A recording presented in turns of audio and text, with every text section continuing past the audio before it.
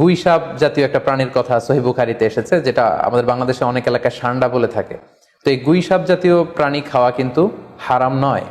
আমরা সহিহ বুখারীর বর্ণনায় জেনেছি যে আল্লাহ রাসূল সাল্লাল্লাহু আলাইহি ওয়াসাল্লামের স্ত্রী মাইমুনা রাদিয়াল্লাহু তাআলা আনহার বাসায় আল্লাহ রাসূল সাল্লাল্লাহু আলাইহি ওয়াসাল্লাম সহ অনেক সাহাবারা খেতে বসেছিলেন। সেখানে একটা প্লেটে গুই সাপকে ফ্রাই করে দেওয়া হয়েছিল।